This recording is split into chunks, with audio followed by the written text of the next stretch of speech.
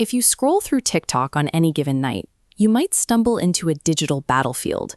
In this live room, accusations of anti-Blackness overlap with palpable frustration, as participants feel entirely dismissed by one another. This specific clash is a real-time manifestation of the Diaspora Wars.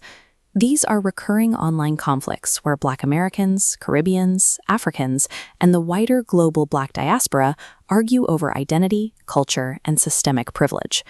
In this particular recording, the argument spirals into a chaotic telephone game. Creators talk past each other, debating who exactly said what about land ownership and the erasure as their culture. A stark tension drives these interactions. These communities share a global history of oppression, yet they fracture and turn on each other in public forums. These petty squabbles and muting buttons are just the surface. Behind every creator in this box stands a massive, centuries-old historical system.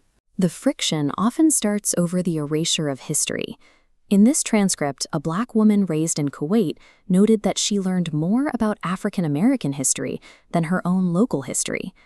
To the global Black perspective, Western media dominance projects American narratives across the world.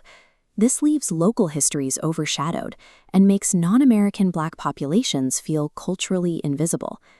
Black Americans react defensively to these claims. Hearing that their history has too much visibility feels like an attack that invalidates their own immediate reality of domestic erasure and the constant whitewashing of their struggles within the United States.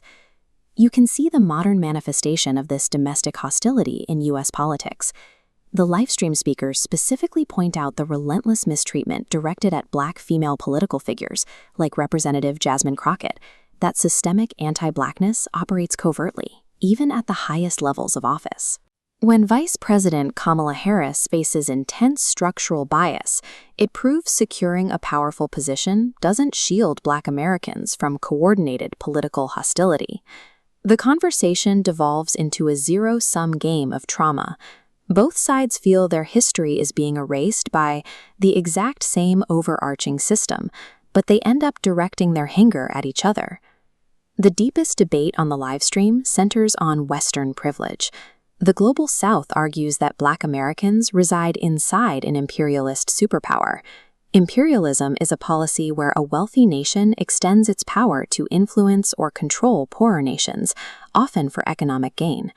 That superpower extracts wealth, labor, and resources from the Global South. By participating in the American economy, citizens become unwittingly complicit in global capitalism.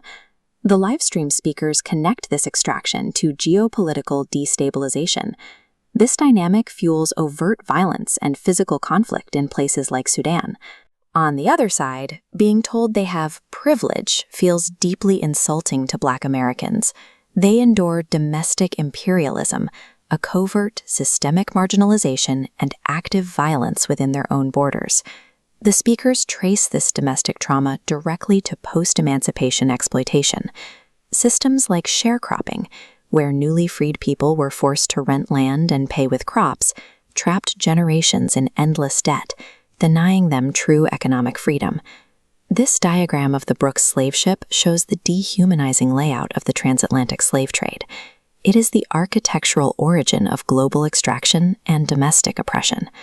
This foundational violence drew borders, stripped languages, and categorized groups into rigid hierarchies. This creates a jarring reality. A marginalized group can be a target of systemic oppression at home, while remaining an unwitting participant in systemic extraction abroad. Returning to the TikTok audio, the anger eventually breaks. The tone shifts, making way for moments of painful clarity and vulnerability among the speakers. They arrive at a sobering realization. Trauma is leading the conversation. This anger reflects unhealed historical wounds, crashing into each other in a public forum.